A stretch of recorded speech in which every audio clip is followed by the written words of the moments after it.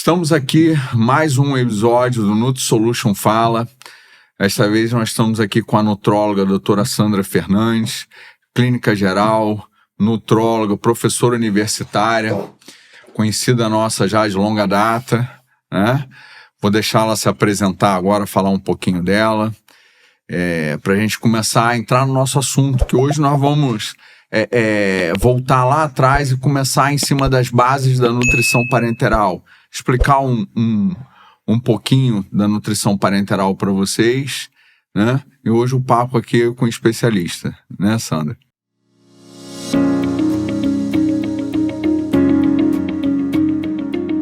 Agradeço o convite do Sandro, como ele já me apresentou. Meu nome é Sandra Fernandes, eu sou médica nutróloga, professora de pós-graduação em nutrologia há 14 anos, agora empresária e dona de uma empresa de prestação de serviços educacionais na área médica e de saúde, e trabalho com terapia nutricional há 20 anos, né? A gente trabalha com terapia parenteral, então é um tema muito importante, é algo que mudou os rumos da medicina, a pessoa poder sobreviver sem conseguir se nutrir pela via natural, pela alimentação, como a gente consome naturalmente.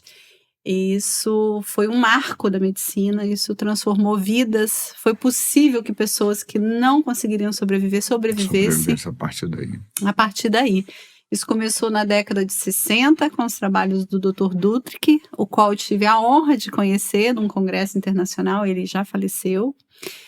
E esses estudos comprovaram a segurança e eficácia de que pessoas que por algum motivo perderam o intestino, elas conseguiam se alimentar na veia, nutrição parenteral, que engloba também as reposições de micronutrientes, macronutrientes, vitaminas, oligoelementos. E aí hoje em dia tem muita confusão, né, Sandro? Soroterapia, soro da beleza, não. O que a gente faz é ciência, é algo que mudou a medicina. E a gente vai conversar sobre isso. A gente cuida de paciente crítico, né? Recém-nascidos, prematuros, Exato. e etc. A gente viabiliza essas crianças de saírem da UTIN, né? Exatamente. E os pacientes críticos de retomarem sua vida normal, né? E os cuidados paliativos, né? Entre outras situações, né? Então, em poucas palavras aqui, você já explicou o que é nutrição parenteral, né? Mas a gente pode aprofundar um pouquinho mais, explicar, né, o que seria mais tecnicamente. Basicamente, a nutrição parenteral, ela é uma solução estéril, né, que a gente manipula de acordo com a prescrição médica. Ela é formada de aminoácidos, né, carboidratos, o açúcar, né, e o lipídio, gordura, além dos micronutrientes, os sais minerais, vitaminas e oligoelementos, né, que como Sandra já bem disse aqui, vai direto na corrente sanguínea do paciente, né, e você pode tocar a locomotiva aí. A nutrição parenteral é uma paixão para quem trabalha com terapia nutricional hospitalar. Eu faço hospital, faço consultório, dou aula.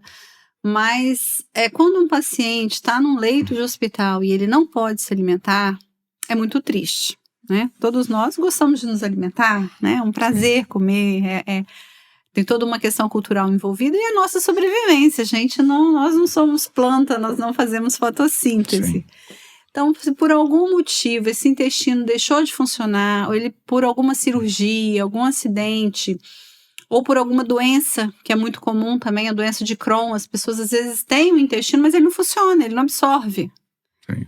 Precisa da nutrição na veia, que precisa de toda uma equipe, né? De um médico especialista, nutrólogo, de um farmacêutico, de um nutricionista, de um enfermeiro, porque é o enfermeiro quem vai executar o processo, a infusão, é o enfermeiro que tem essa definição. Existe uma legislação no Brasil que define a atuação de cada um desses personagens, do médico, do nutricionista, do farmacêutico e do enfermeiro. Porque tem que ser uma conversa multiprofissional em prol do paciente. É um paciente inicialmente crítico, mas a gente sabe que também com o tempo muitos vão para casa recebendo nutrição parenteral. Isso hoje é viável, é possível. Nos últimos 2 anos, nós tivemos um avanço gigantesco no SUS. Não existia legislação nenhuma que regulamentasse isso no SUS. Era um problema. Os hospitais de referência, a Universidade de São Paulo, principalmente, a USP São Paulo e a USP Ribeirão Preto, onde eu fiz a minha residência há muitos anos atrás, que é uma referência no mundo em intestino curto, né, que é o grande paciente que vai utilizar a nutrição parenteral por períodos muito longos. O intestino curto é esse paciente que sofreu alguma patologia e que perdeu o intestino. Mas na prática do dia a dia no hospital, a gente tem pacientes que eles não são intestino curto, mas devido a uma doença crítica, eles naquele momento eles não podem receber uma comida, porque a comida pode piorar eles naquele momento. Então a gente precisa dispor da nutrição na veia. E uma das pessoas que mais precisa, como o Sandro já citou, são os recém-nascidos, aqueles de muito pré-termo. Por incrível que pareça, eles recebem melhor a nutrição parenteral do que a enteral e do que até o leite materno. Super a favor do leite materno, tá, gente? Mas nesse momento, quando esse fígado ainda não está tão maduro, né? Às vezes a nutrição parenteral é muito necessária. Num primeiro momento, a nutrição parenteral ela é extremamente valiosa, mas ela tem que ter critérios rigorosos de indicação e de retirada. Assim como qualquer infusão endovenosa, né? A gente, por exemplo, se você tem uma gastroenterite e precisa de uma reposição, você fica desidratado, muito desidratado, tá nauseado, tá tendo vômito, não tem como repor isso via oral. Você vai precisar de um soro. Aí sim é o termo correto se usar soroterapia. Soroterapia. Né? Isso vai salvar vidas. Mas uma coisa que eu comentei com o Sandro é que a gente tinha obrigação de explicar o que é nutrição parenteral, Sim. o que é a soroterapia com indicação, que soro da beleza, soro da imunidade, que isso não existe, que nenhum profissional ético, nem médico, nem farmacêutico vai fazer esse tipo de oferecer como cardápio. Essas nutrições, quando necessárias, elas são extremamente individualizadas. Exato. De acordo com a necessidade de cada paciente. Nós, nutrólogos, prescrevemos terapia injetável o tempo inteiro, reposições venosas de macronutrientes que estão na nutrição parenteral, assim como oligoelementos e vitaminas, sim, mas para quem precisa, para quem não consegue absorver isso pela via natural, que é via boca e intestino, né? Comendo os alimentos, mas não para quem tem saúde e fazer de uma forma estética. Isso as sociedades médicas não recomendam, então, enquanto isso a gente é contra. Mas utilizamos sim as terapias injetáveis, todas elas. Sim. Com certeza. E a dúvida, às vezes o pessoal tem dúvida, principalmente agora, né, que a gente já vem o advento do tratamento domiciliar, está se popularizando mais, né?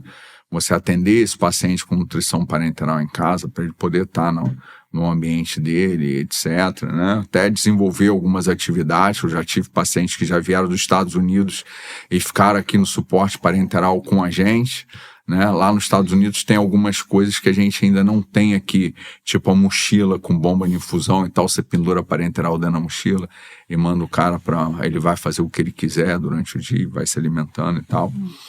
Mas o pessoal tem dúvida, né, dessa nutrição. Quais situações que a gente pode estar mandando para o domicílio, sim, dói, quais são os riscos, né?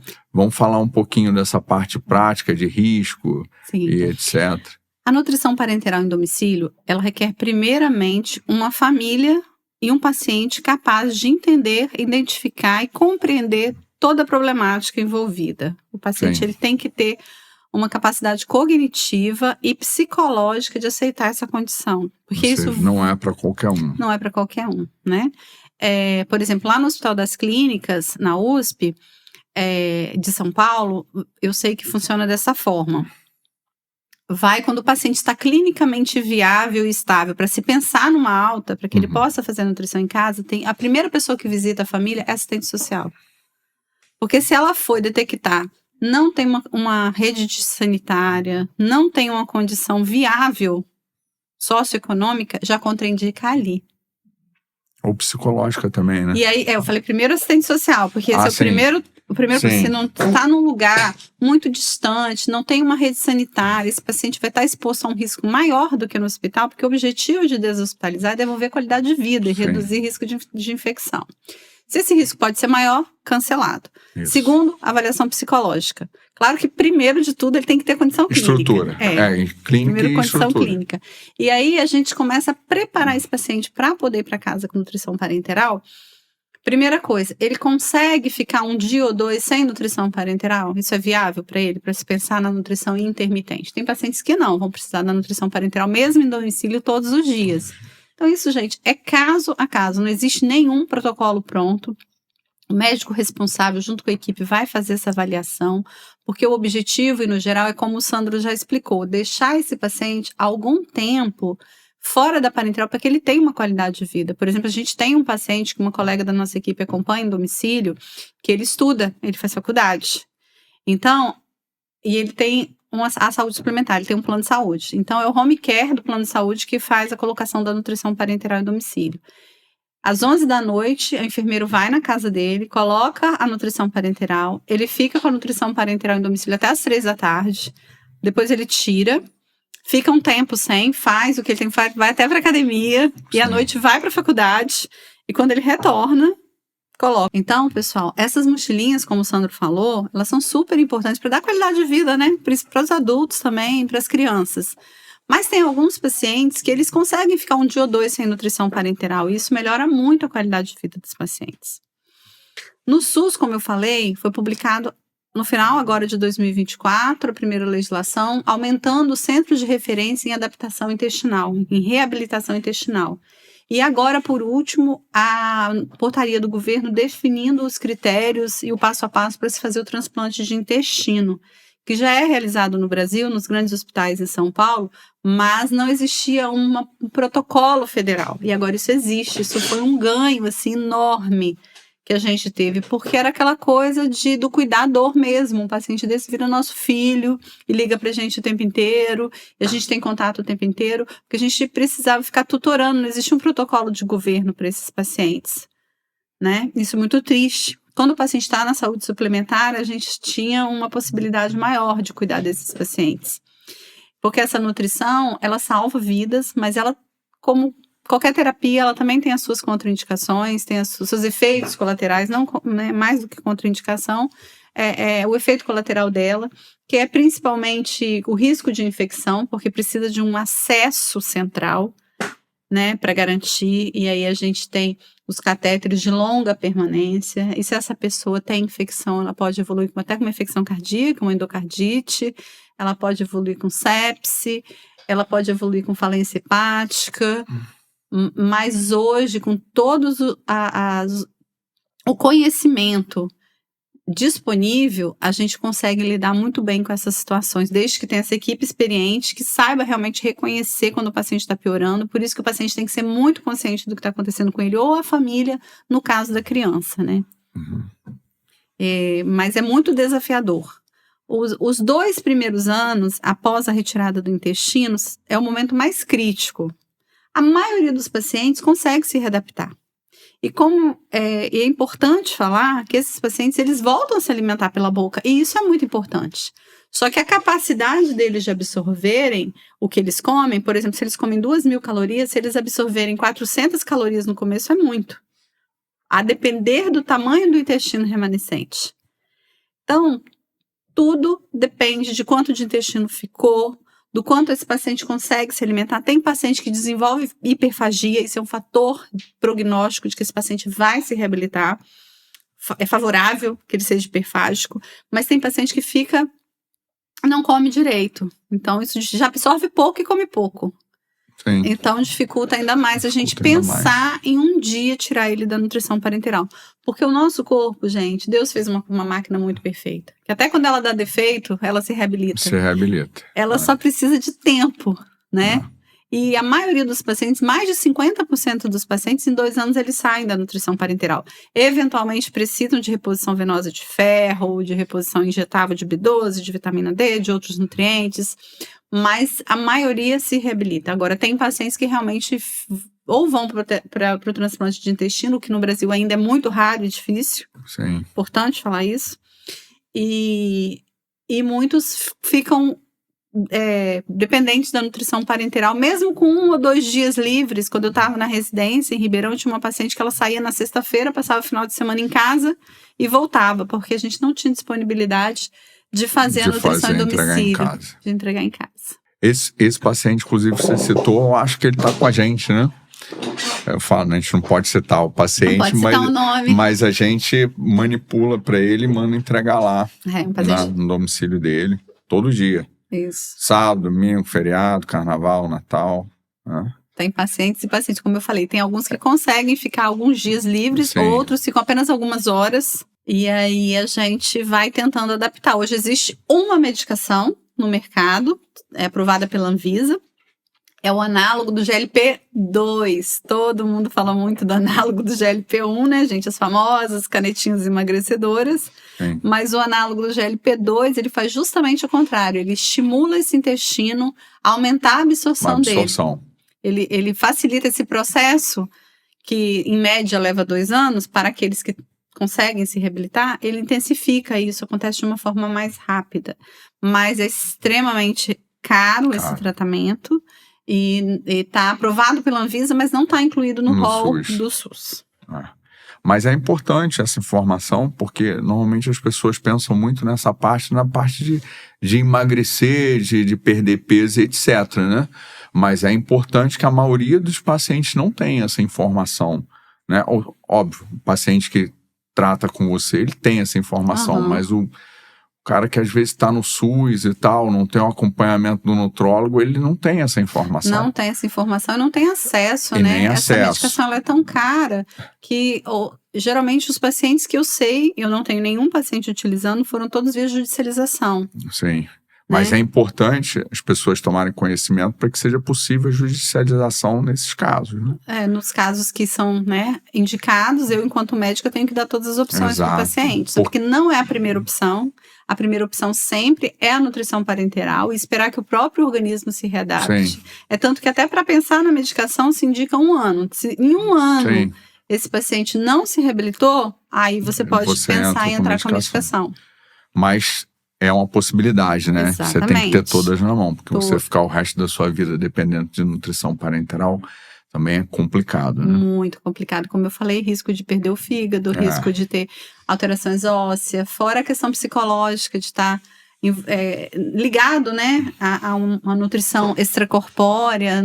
Mesmo que a pessoa consiga se alimentar, e a maioria deles consegue se alimentar, ele está dependente da nutrição parenteral, porque o que come não absorve. Sim.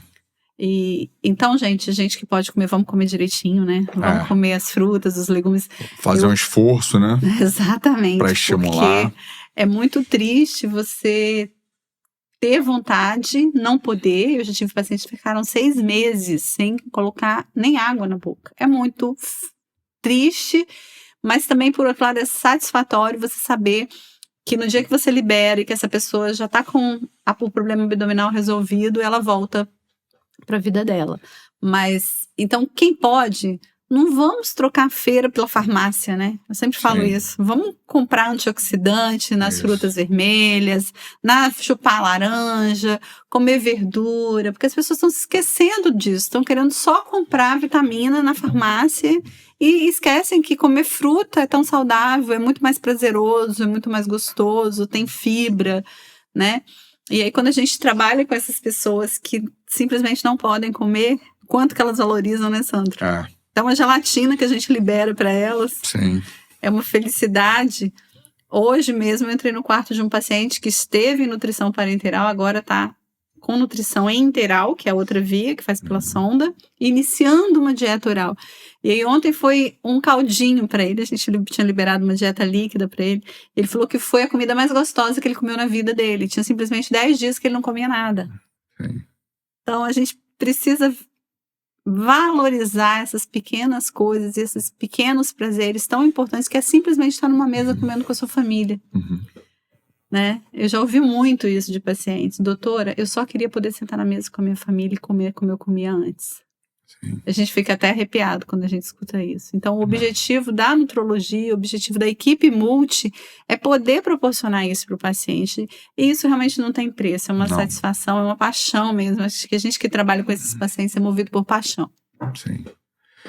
Mas o legal nisso tudo que você falou, a gente pode resumir a pergunta lá dos perigos, né? Então, hoje você tem equipe bem treinada, você tem as avaliações que precisam ser feitas, né? Você tem todo um scanner da situação, né? Você tem uma empresa que normalmente, né, está licenciada e tem capacidade para produzir uma Isso nutrição estéril e segura. Extremamente importante uma empresa que te dê toda a segurança. Você tem a enfermagem que vai cuidar da infusão de forma segura. Então, o risco maior mesmo é o paciente não conseguir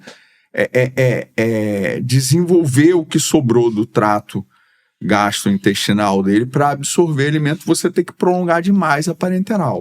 Né? É o único risco. Tem pacientes que a gente sabe, a gente chama de no-gut, né? Não tem mais intestino nenhum. Esses pacientes vão ser dependentes ou vão para o transplante, coisa que é muito difícil no Brasil. Que aí você tem outras formas de trabalhar essas complicações também, mas são as dificuldades que pode ter, porque o pessoal tem muito...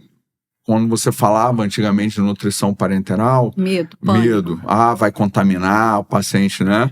Vai ter infecção, vai morrer. Vai ter infecção, vai morrer, né? Era E não é isso que acontece, né? Não, de forma alguma. A gente consegue contornar isso e identificar qualquer sinal de febre, tira catéter, troca catéter. Então, assim, a equipe tem que ser muito bem treinada. O olhar, o médico responsável tem que estar em contato com essa família, com esse paciente quando está no domicílio, no hospital mais ainda, porque está internado é um momento mais crítico.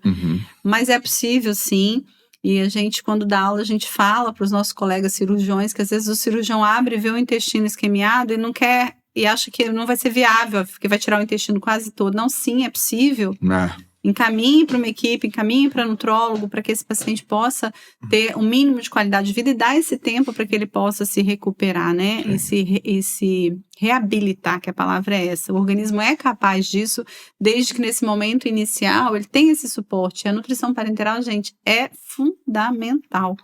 No dia a dia da UTI, um paciente que faz uma fístula, um paciente que desenvolve um ilho paralítico, que fez uma cirurgia, o intestino parou de funcionar, não tem como dar comida nesse momento. E hoje a gente sabe, eu não posso deixar uma pessoa no hospital simplesmente recebendo soro com glicose 5, 7, 10 dias.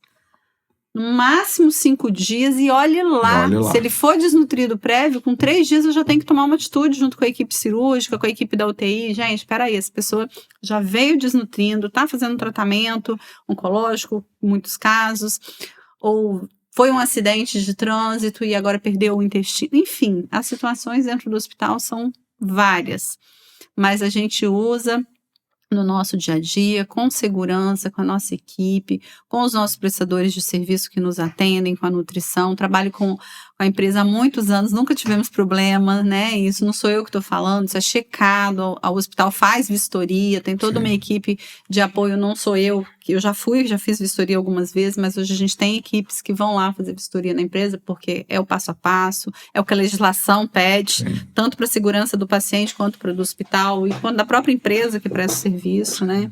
Então, são várias coisas que mudaram no decorrer dos anos, porque antigamente, gente, não sabia nem quem manipularia. Tem os colegas mais antigos, que foram os meus professores, eles mesmos manipulavam a parenteral dentro do centro cirúrgico.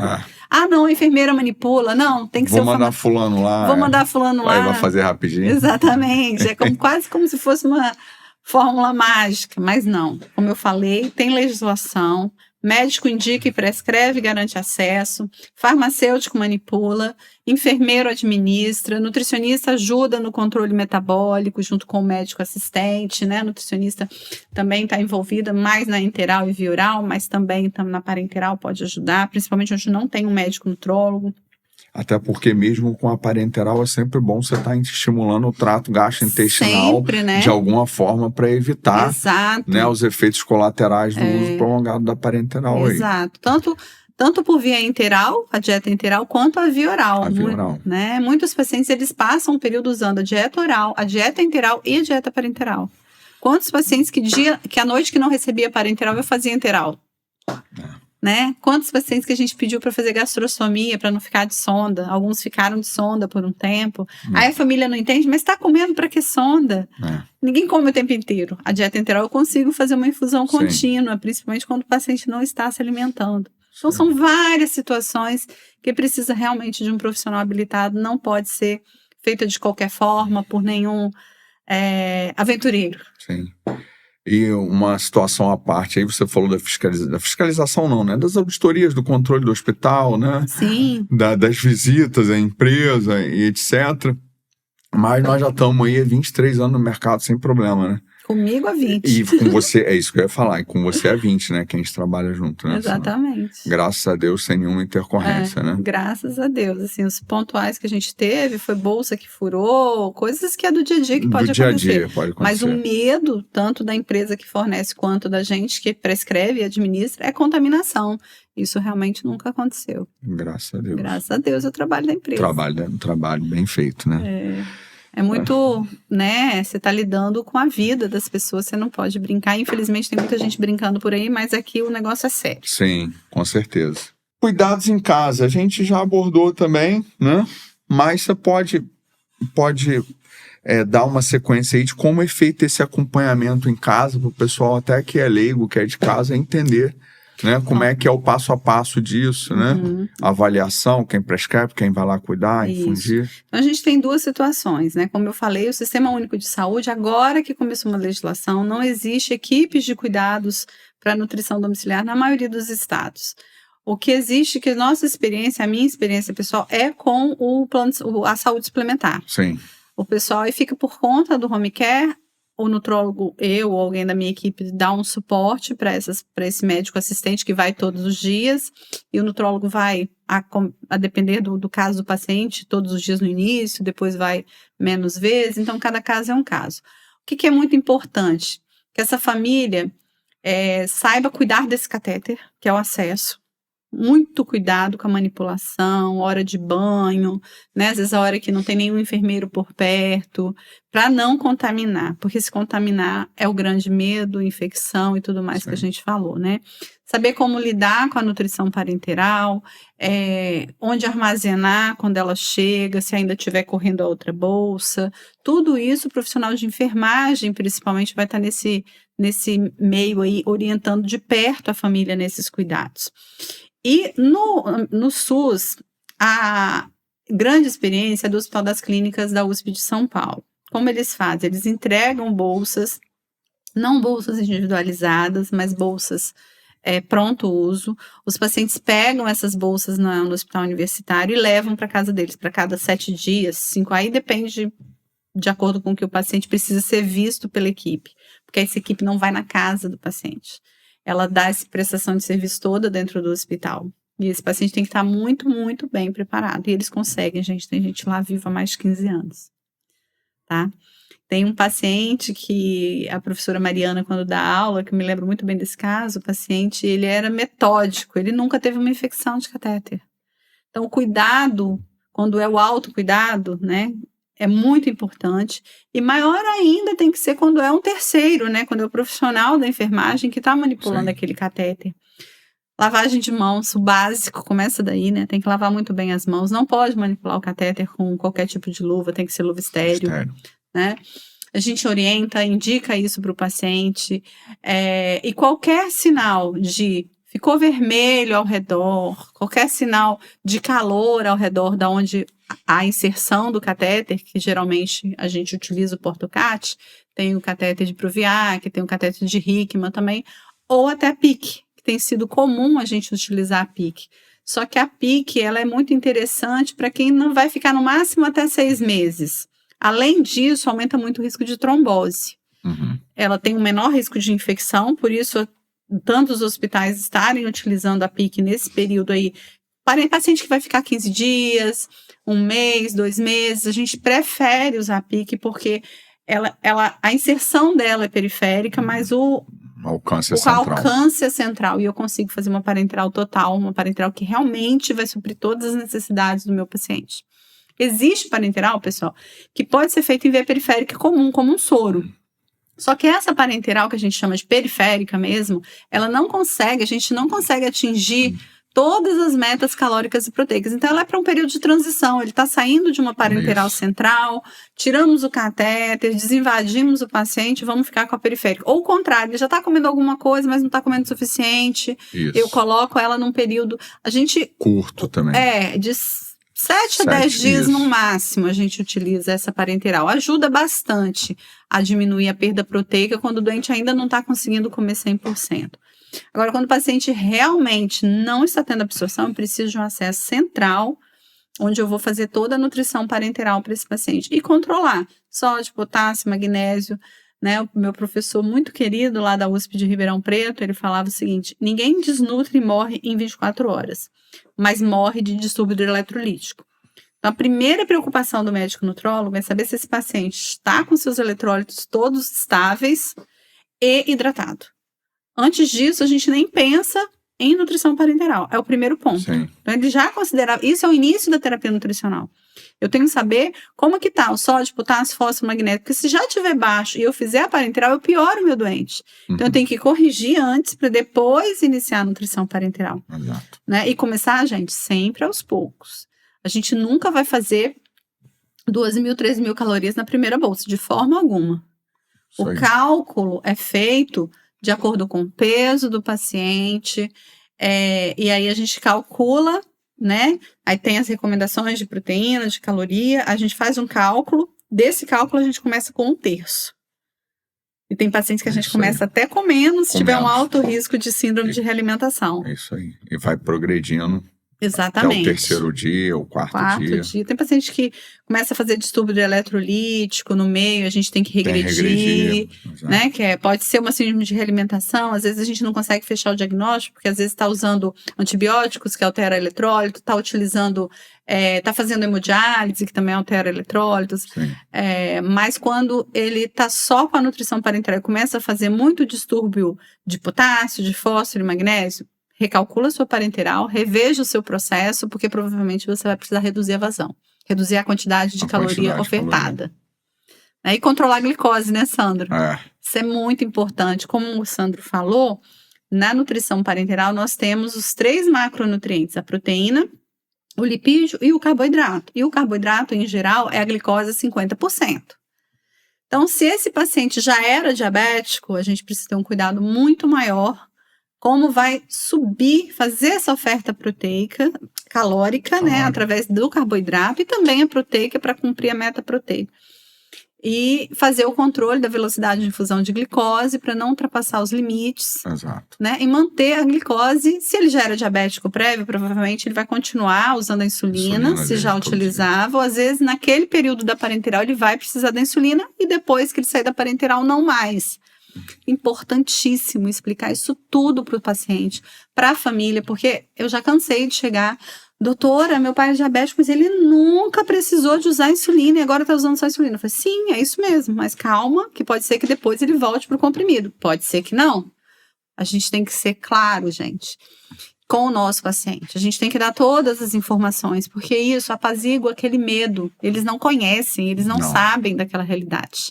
Uma coisa que eu sempre fiz quando eu tenho paciente com intestino curto é pedir para alguém que já passou por aquilo ir lá no hospital visitar. Isso muda a cabeça da pessoa. Eu me lembro que eu pedi um paciente meu, já estava comendo via oral, estava sem parenteral já há anos. Eu tinha uma moça nessa época, ela tinha 19 anos.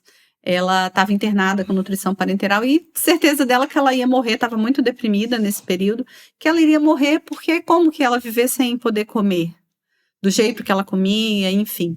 Aí eu pedi a ele, o senhor pode fazer uma caridade a meu pedido? Aí ele, claro, doutora. Eu autorizei, avisei a recepção do hospital que ele iria, avisei a família da paciente, ela já estava no quarto, não estava mais na UTI, que esse senhor iria visitá-lo. Isso simplesmente mudou o prognóstico dessa menina, porque ela conheceu alguém que passou pela mesma situação que ela. E estava vivendo uma vida normal. E que estava vivendo uma vida normal. E eu já estava diminuindo a comida dele, porque ele já tinha ganhado peso, mais além do que o necessário. Então, assim, precisa acreditar, né? Precisa dizer que é possível e tomar todos os cuidados. Infelizmente, a gente não consegue salvar todos, né? A gente também tem que falar isso. alguns acabam evoluindo para o óbito, Sim. mas eu posso falar com tranquilidade no coração que realmente tudo que a gente pode fazer é feito, e quando o paciente é capaz de responder, tem vários pacientes que passaram pela parenteral e estão em casa, estão vivendo a vidinha deles, e tá tudo certo. Isso aí é uma estratégia até legal, importante, né? Porque muita gente não sai porque não sabe o que está vivendo, acha que a vida dele vai ser aquilo ali para frente. Não acredita que pode não sair. acredita mais, aí o cara se entrega, né? Perde a vontade, né? E quando ele vê uma pessoa que passou, né? Pelo que ele ainda vai passar, né? Mas com luz no fim do túnel, ele muda, né? Muda a A chave, né? perspectiva. Muda a perspectiva dele. Vira a chave. Isso aí. Quando eu voltei, eu me lembro que eu passei a visita no hospital cedo, fui atender no consultório, no ambulatório lá do hospital. Aí eu voltei, que eu sabia, eu tinha pedido para ele lá, ele falou que ia. E ele foi. E eu fiz questão de voltar no hospital para ver como é que tinha sido essa visita. Eu fiquei curiosa. E ela estava super emocionada. Falou assim: doutora, a melhor coisa que. Olha só, ela falou desse jeito. Isso já tem. Foi antes da pandemia. Doutora, foi a melhor coisa que a senhora fez. Agora eu sei que é possível. Então não adianta só você dizer para o paciente que é possível, né? Ele tem que acreditar, e nada melhor para acreditar do que ver alguém que passou pelo que ele passou. Ele falou assim: você já tá comendo, ela me contando. Ele falou comigo, doutora, que ele ficou 6 meses sem poder botar água na boca. É verdade? Eu falei, é verdade. Ele ficou 6 meses sem poder colocar nada na boca. E você viu como é que ele tá? Já mandei ele fazer dieta, que aquela barriga dele não pode crescer, porque senão ele pode ter uma hérnia e ter complicação. Doutora, que maravilha, então é possível. Eu falei, é possível. Se agora você acredita em mim, ela tá viva até hoje. Excelente, né? Muito bom.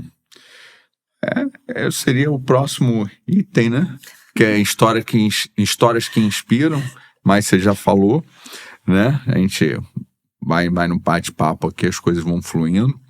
Mas esse bate-papo hoje aqui não é um bate-papo muito focado em técnica, né? E muito focado em situações específicas, mas é para vocês entenderem o que é o processo e tal. Hoje nós focamos até um pouco na nutrição parenteral domiciliar, né? Que isso é um bicho de 7 cabeças e desconhecido para muitas pessoas, né?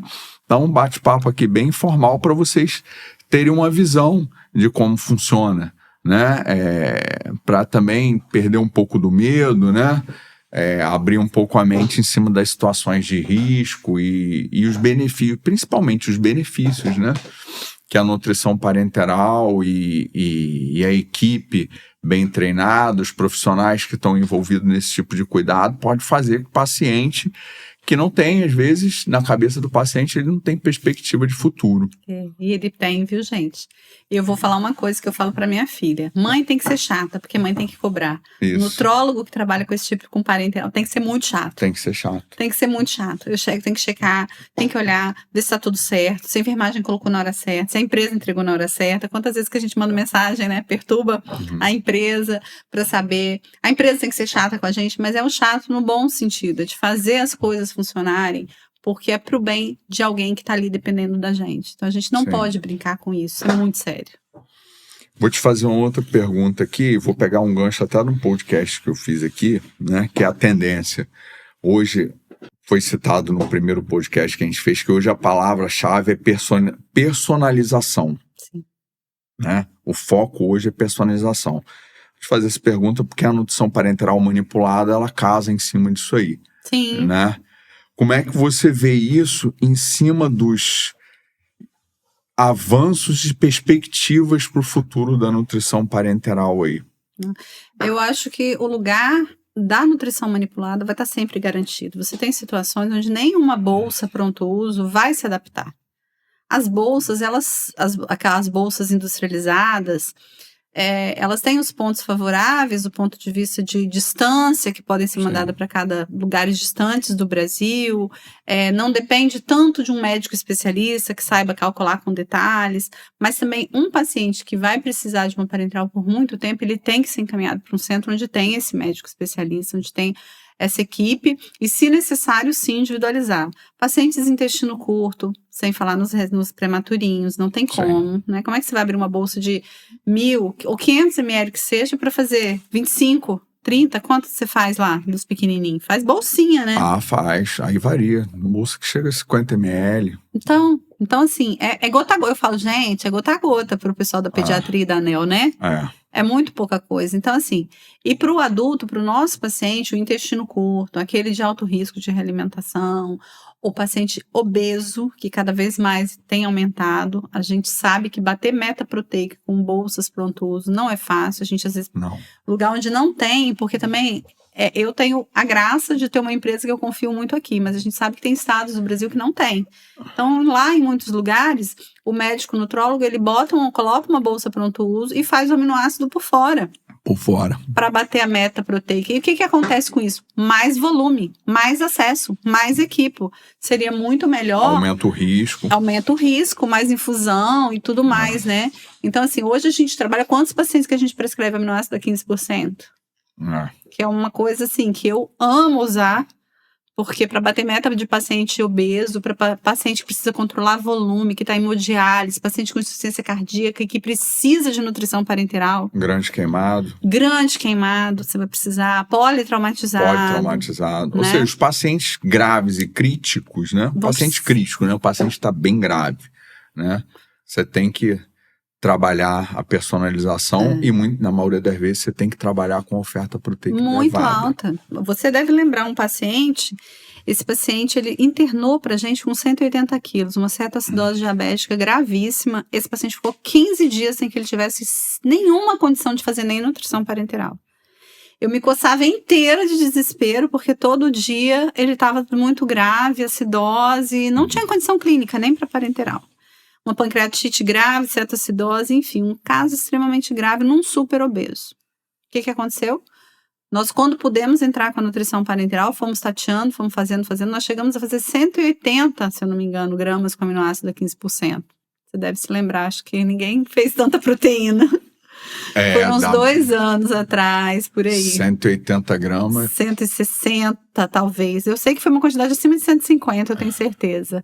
Foi uma quantidade de proteína bem alta. Então, esse paciente foi para casa andando e comendo pela boca. Então, dá 1 litro e 300 mais ou menos de aminoácido a 15%. Ele era enorme. Se for outro, dá 2 litros só de aminoácido quase. Como é que você faz 2 litros só de aminoácido, sem fazer mais nada? Não tem como. Né? Então, mesmo com ele tomava 3 litros e pouco, acho que de parenteral por dia. Claro que não chegou nisso do dia para a noite, foi bem devagar. Sim. Mas se não fosse isso, esse paciente, ele não teria saído andando do hospital. Porque a gente sabe da FAUT, né, da fraqueza adquirida na UTI, onde pacientes catabolizam, perdem muita massa magra. Todos perdem na UTI, não tem como, isso é impossível, mas a gente tem que minimizar isso para que depois esse paciente possa se reabilitar. Isso. Né? O que acontecia era que pacientes que ficavam mais de 1 mês internados em UTI, eles sobreviviam, mas não viviam. Eles nunca mais voltavam a ter as atividades plenas como hoje. A gente tem pacientes sobreviventes aí desde a Covid, muito antes, que eles voltaram plena, sua atividade plena, trabalho, recuperar massa magra. E hoje tem todo esse trabalho de reabilitação. E aí, quando o paciente precisa da parenteral, a gente precisa focar nessa meta proteica, principalmente se for obeso, né? As pessoas não enxergam a desnutrição na obesidade, que é um grande problema ainda no meio médico e dos profissionais de saúde. Enxergar a obesidade sarcopênica precisa ser visto isso com um olhar muito cuidadoso, porque a desnutrição naquele que está muito magrelinho, todo mundo vê. Mas uma pessoa de 180 quilos que perdeu 30 e está numa UTI, ela está muito desnutrida. E ela já perdeu, às vezes, mais massa magra do que o magrinho. Sim. E a gente precisa cumprir essa meta proteica e muitas vezes, mesmo recebendo a enteral ou até via oral, às vezes a parenteral vai entrar como suplementar. Para poder atingir a meta. É muita proteína que você tem que botar isso. No cara. E assim, hoje eu posso chamar de amigo, e é um dos grandes estudiosos hoje dessa parte de reabilitação, que é o professor Paul Schmeier, da Universidade de Duke. Eu até brinco, né? Depois que Paul Schmeier reposta um post seu, você já fechou a vida. E ele é muito estudioso e ele fala justamente muito isso, dessa meta proteica, que é o que vai possibilitar a reabilitação desse paciente depois. Junto com o quê? Com a fisioterapia precoce. Às vezes a fisioterapia passiva ainda o paciente sedado, você já tem como fazer eletroestimulação nesse paciente, ele posta posts de vídeos direto, mostrando o paciente ainda entubado, já andando na UTI com a equipe, entubado. Então, assim, o que a evolução das estratégias e tecnologias dentro da medicina estão tornando esse processo que sempre vai acontecer, vão existir doenças críticas sempre, acidentes, enfim, né? É o mundo que a gente vive. Mas que essas estratégias estão possibilitando que essas pessoas realmente vivam depois de um episódio desse, voltem a viver e não sobreviver, não serem vítimas, né, do processo. E para manter meta proteica, com a nutrição, com a bolsa pronto uso, é muito difícil nesses pacientes de extremo, principalmente o grande obeso. Né? Pacientes que precisam de lipídio especial, de aminoácido especial. Eu trabalho num hospital que é referência em transplante de fígado. Então, assim, eu sou muito parceira da nutrição pronto uso. Acho uma ferramenta que o nutrólogo tem que saber manejar muito bem. E a bolsa pronto uso tem o seu lugar, como tudo dentro da medicina, né? Uma coisa não exclui a outra. E a gente associa, muitas vezes, inicia com uma e migra para outra, e aí vai trabalhando de acordo com a necessidade do paciente. Então, assim, a nutrição individualizada, ela é individualizada, né? Ela nunca vai ter... você pode pegar uma roupa pronta, que vai dar em você em qualquer um, mas quando você faz uma roupa só para você, com as suas medidas... É outra coisa. Exatamente. É outro caimento. É outro caimento, exatamente. É isso aí. Então, eu queria te agradecer. Imagina, falar de um assunto que eu sou apaixonada. Isso aí. Vamos gravar mais... Assunto que não falta. Mais episódios aqui, né? Nossa, é isso que você falou, assunto não falta. Agradecer a Sandra mais uma vez no NutriSolution Fala. Você quer dar algum recado final? Eu só queria realmente deixar isso bem claro, conversei isso com o Sandro, a terapia parenteral é algo provado na ciência, né? É seguro quando bem indicado, praticado por equipe que tem experiência, e isso não tem nada a ver com estética, isso tem com salvar vidas, é isso que a gente faz. Ótimo. Obrigado, Sandra. Eu que agradeço.